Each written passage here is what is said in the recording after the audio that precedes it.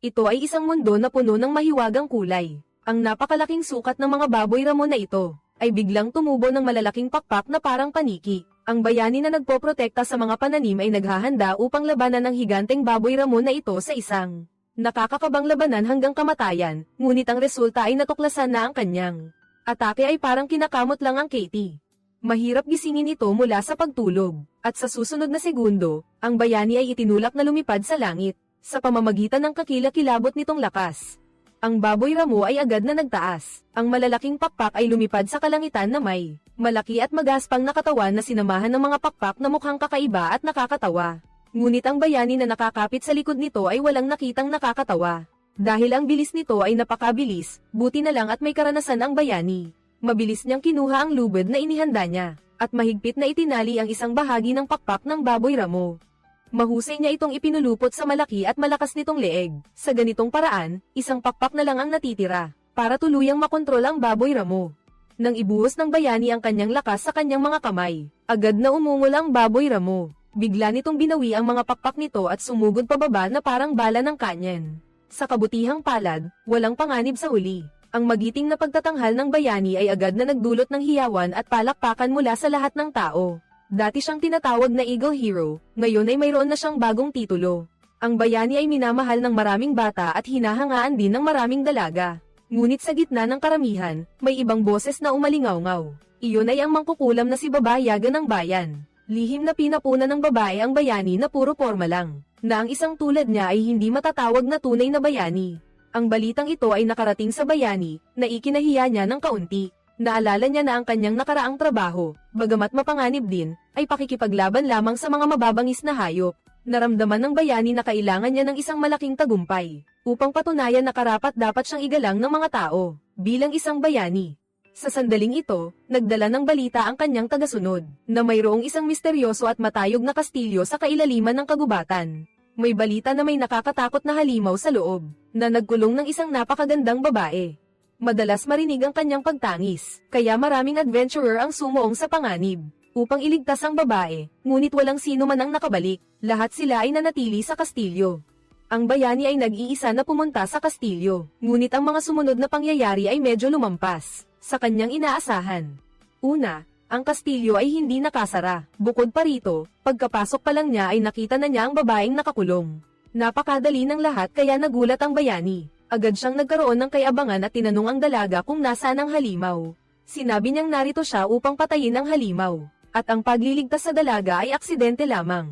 Biglang lumitaw ang halimaw sa alamat, buti na lang at mabilis ang reaksyon ng bayani at naiwasan ang unang atake. Ngunit sa sumunod na segundo, nagbago ang halimaw sa isang mas matapang at mabangis na anyo salamat sa pambihirang lakas nito. Pansamantala niya itong nasupil at sunod-sunod na nagpakawala ng mga malalakas na atake na nagpaungol sa halimaw. Ginamit ng bayani ang sariling buntot nito, upang mahigpit na atali ang kahinaan nito. Nakita niyang nagpupumiglas pa rin ang buntot ng halimaw, at susugod sana para punitin ito, ngunit hindi niya inaasahan na mandadaya ang kalaban. Nagluwa ito ng plema at pagkatapos ay pilay na tumakas ang halimaw. Samantala, dahil sa nakakalasong lason, halos mawalan ng paningin ang bayani. Hindi niya makita ng malinaw ang lokasyon ng halimaw at maaari lang siyang umindayog ng kanyang pamalo ng walang direksyon. Dahil sa kanyang lakas, ginawa niyang guho ang buong kastilyo. Mula noon, halos tuluyan nang nabulag ang bayani. Kaunting liwanag na lang ang nakikita niya, at biglang nagbago ang buhay niya. Ngayon ay mayroon siyang lakas, ngunit hindi niya alam kung saan ito gagamitin. Ang mga dating pumupuri sa kanya ay tinatawag na siyang baliw. Ang mangkukulam lang ang naaawa sa kanya at palaging tumutulong sa kanya. Ngunit hindi nagtagal, muling inatake ang lungsod ng isang grupo ng mga kakaibang magnanakaw. Kahit na pinababayaan siya ng lahat at hindi niya nakikita ang kalaban, lumaban pa rin siya sa mga mananakop na pirata. Kahit na siya ay napakalakas at hindi takot sa kamatayan, ang pagkabulag ay nanatiling isang malaking balakid. Sa huli, inatake siya ng mga kaaway at bumagsak. Nang muli siyang magising, siya at ang lahat ay ginawa ng mga alipin. Nakakulong sa isang barkong pangkargamento, hindi alam kung saan sila ibebenta. Mabuti na lang at ang kanyang tagasunod ay laging nasa tabi niya. Nagawa niyang makakuha ng kaunting prutas, para sa bayani at sa lahat upang hindi magutom, at nakakuha rin siya ng isang lampara ng langis na mukhang isang mahiwagang lampara mula sa alamat. Sinunod ng alalay ang alamat at hinaplos ang lampara. Sa sumunod na segundo, isang genie ang lumabas. Pero hindi ito ang uri na nagbibigay ng hiling, kundi ang Diyos ng kamatayan sa disyerto. Pagkatapos, nagsimulang umatake ang genie sa lahat, hindi man nakikita ng bayani, naramdaman pa rin niya ang panganib. Ginamit niya ang kanyang lakas upang hawakan ang pulso ng genie. Napaikot niya ang genie, ngunit hindi nagtagal ay natuklasan ng genie na bulag siya. Lihim na inatake ang bayani. Buti na lang at naalala ng alalay ang alamat, kinuskus pa niya ang lampara sa sumunod na segundo. Ang mabangis na genie ay walang magawa kundi bumalik sa lampara. Sa wakas ay nalutas ang isang krisis. Ang alalay ay labis na natuwa na nakuha niya ito. Makakatakas siya sa kontrol ng mga pirata. Ngunit sa sumunod na sandali, nakatayo na ang mga pirata sa tabi niya. Pinilit siyang ibigay ang lampara gamit ang kutsilyo. Pagkatapos ay hindi malinaw kung gaano katagal sila nagpalutang-lutang sa dagat. Sa wakas ay nakarating sila sa pampang, ang lahat ay natatakpan ng buhangin. Nang matanggal ang pireng, nakita niyang nakatali siya sa isang tindahan ng alipin.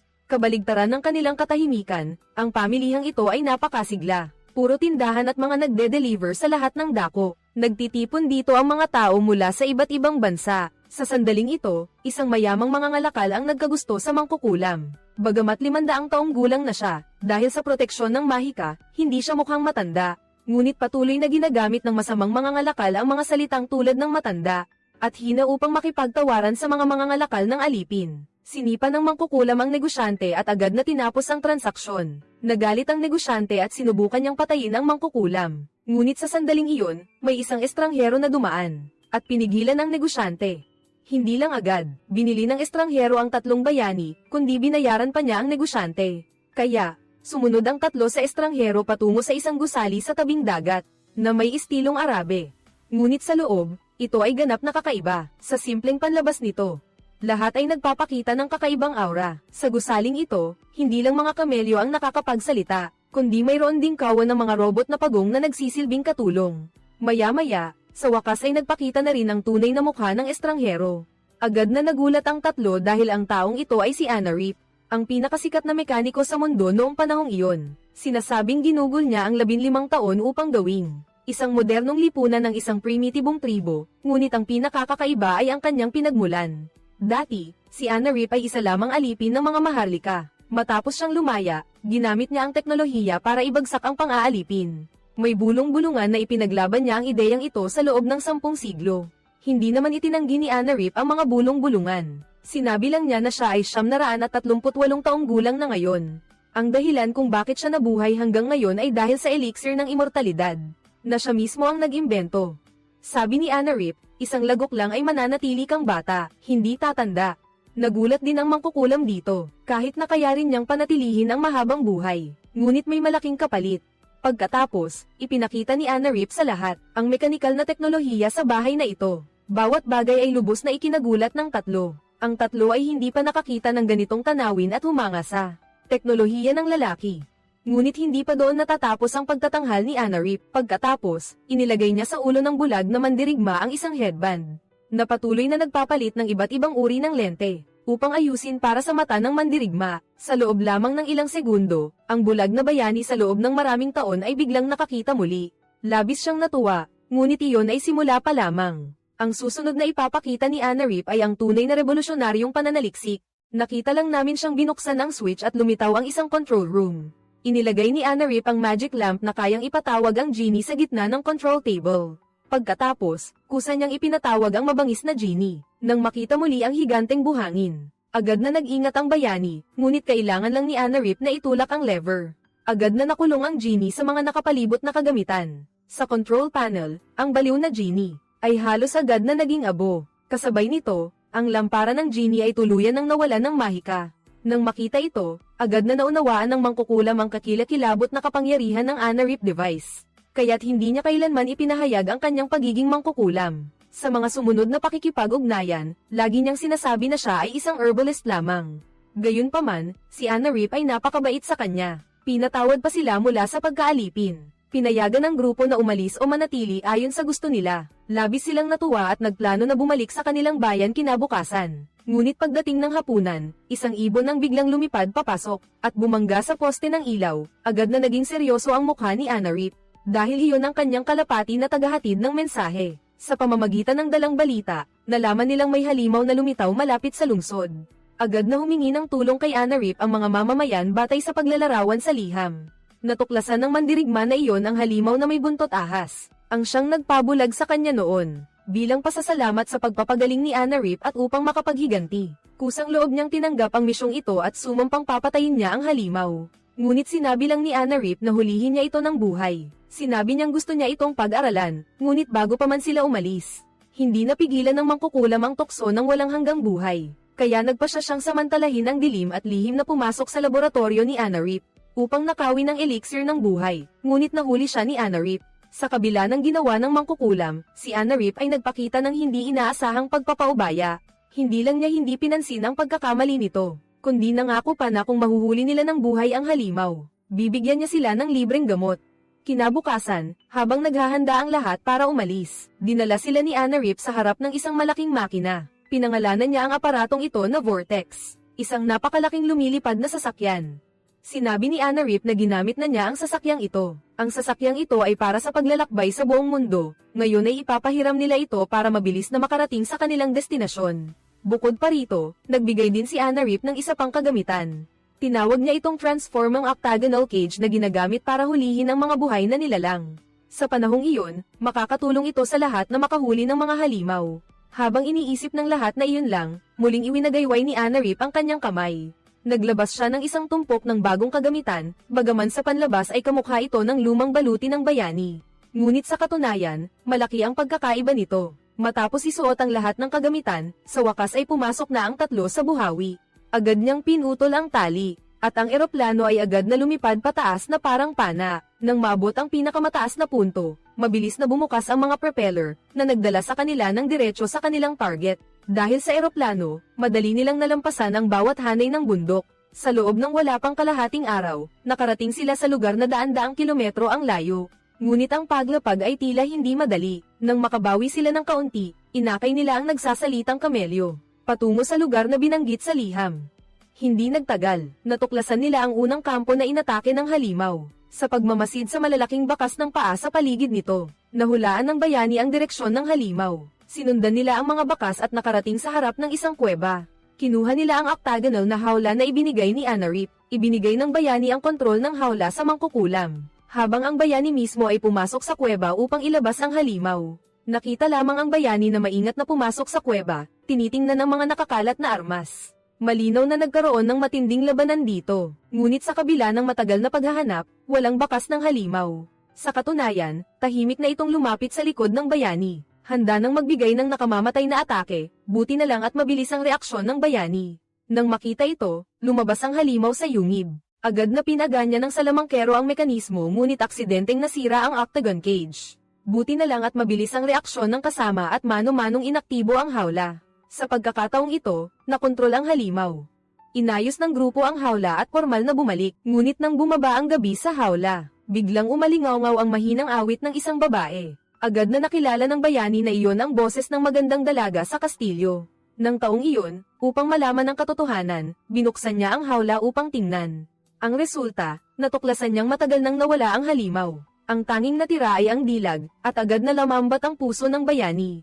Gusto niyang pakawalan ang dilag upang maging malaya siya. Nang makita ito ng mangkukulam, agad siyang tumutol at ikinulong ang bayani at ang dalaga sa loob ng octagonal na hawla. Kahit paano, may kinalaman ito sa elixir ng immortalidad niya. Sa loob ng hawla, patuloy na nag-uusap ang bayani at ang dalaga. Nalaman nilang ang isa't isa ay isinumpa ng isang nakakatakot na sumpa. Kapag may humipo sa katawan niya, agad siyang magiging isang nakakatakot na halimaw. Kaya naman, iniiwasan niya ang mga tao at ikinulong ang sarili sa kastilyo sa kagubatan.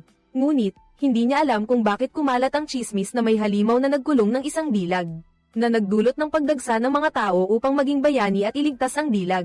Ngunit sa huli ay pinatay niya ang lahat, habang wala siya sa kontrol.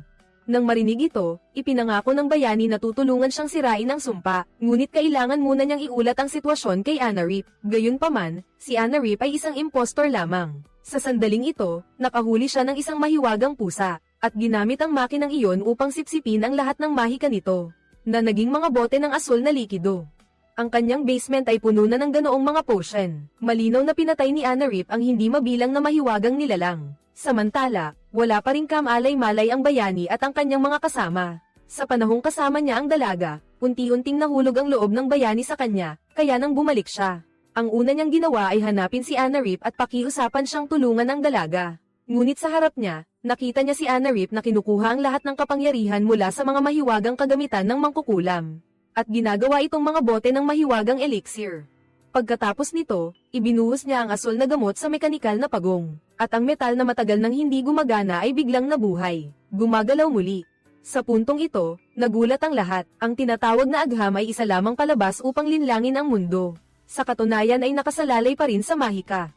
Nang makita ni Anarip na nabunyag ang kanyang lihim, nagpanggap pa rin siyang kalmado at nagdahilan na ito ay isang pangunahing prinsipyo ng pisika at kimika. Ngunit ang kasinungalingang iyon ay wala nang naniniwala dito. Agad siyang pinuna ng mangkukulam bilang isang mapanlinlang na manloloko. Pagkatapos ay tumalikod at umalis. Nang makita niyang nilate siya ng grupo ng mga tao, agad na pinunit ni Anarip ang kanyang disguise at pinindot ang alarm button sa ilalim ng mesa. Tinawag ang kanyang mga tauhan. Sa sumunod na segundo, ang mga magnanakaw na sumalakay sa kanila noon ay lumabas mula sa lahat ng sulok. Kaya pala ang pagwasak sa bayan. Iyon din ang plano ni Anarip, at agad silang pinalibutan ng mga ito. Si Anarip, kasama ang kanyang mga robot na pagong, ay lumapit sa kanila. Sa isang utos niya, sabay-sabay na binaril ng mga pagong ang kanilang mga kadena. At agad nilang tinalian ang lahat. Sa sandaling iyon, ang kamelyo na nakatayo sa tabi, ay humingi ng awa para sa bayani, ngunit agad itong sinaksak ng isang alagad ni Anarip. Ngunit hindi nasaktan ang kamelyo dahil isa rin itong robot. Sa sandaling iyon, lumapit ang tagasunod at hamarang kay Anarip, na inakala ng bayani na handa siyang magsakripisyo. Hindi inaasahan, nagtaksil siya agad, at itinuro pa ang magandang babae na ito bilang halimaw, na nagpanggap bilang tao. Tuwang-tuwa si Anarip sa ganoong ugali, kaya agad niyang pinaganya ang aparato. Nakita niya na malapit nang maubos ng makina, ang lahat ng kapangyarihan sa katawan ng babae at maging abo. Biglang may naisip ang bayani, isinugol niya ang kanyang buhay upang lumapit sa babae, at naunawaan din ng babae ang layunin ng bayani. Sa sandaling nagkadikit ang dalawa, agad siyang naging isang uhaw sa dugo na halimaw. Sa ilalim ng kanyang proteksyon, mabilis na nakatakas ang mangkukulam at ang bayani. Nang makita ito ni Anarip, inutusan niya ang mga tulisan na habulin ang dalawa. Nang makita niyang hindi na sila makakatakas, kusang loob na anako ng bayani ang responsibilidad na manatili sa likod. Gamit ang kanyang pambihirang pisikal na lakas at ang kanyang pinahusay na palakol. Ang mga tulisan na humabol sa kanila ay sunod-sunod na pinabagsak ng bayani. Ngunit dahil sa pagharang na iyon, mas marami pang kalaban ang dumating. Sa wakas ay kumilos ang mangkukulam.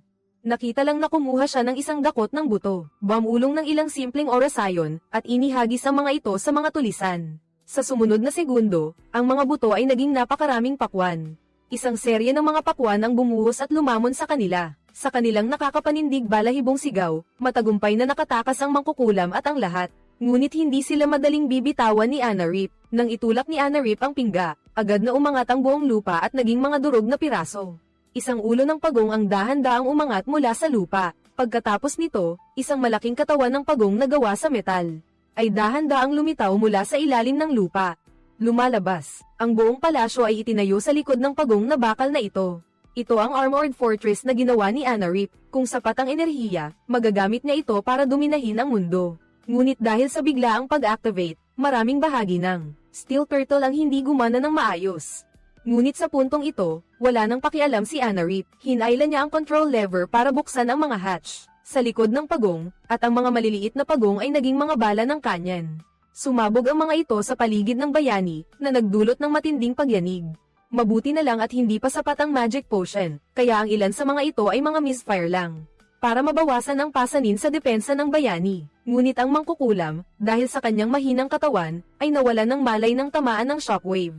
Nang magising siya, nakita niyang inilalabas ng Turtle Fortress ang isang aparato na sumisipsip ng enerhiya mula sa bibig, handang ubusin ang lakas ng robot na kamelyo. Nagmamadaling kinuha ng mangkukulam ang huling buto at bumulong ng orasayon. Pagkatapos ay malakas niyang inihagis ang buto, at isang higanteng pakwan ang bumagsak, at perpektong hamarang sa labasan. Ngunit ang ginawa ng mangkukulam ay tuluyang nagbunyag sa kanyang tunay na pagkatao. Agad na lumiko si Anarip at sumugod patungo sa mangkukulam, dahil nag-ipon siya ng enerhiya sa loob ng 500 taon. Kaya mabilis na nag-charge ang mga Steel Turtle. Sa huli, hindi matiis ng alagad na makita ang kanyang kasama na mamatay. Kaya ipinagkanulo niya si Anarip. Ngunit handa na si Anarip. Sa kabutihang palad, dumating ang bayani sa tamang oras habang umiiwas sa atake. Sinubukan niyang talunin ang halimaw na bakal na ito. Ngunit, siya ay itinapon sa ilalim ng salamin. Sa pagpapaalala ng mangkukulam at ng alagad, nahirapan ang bayani na makabalik sa lupa.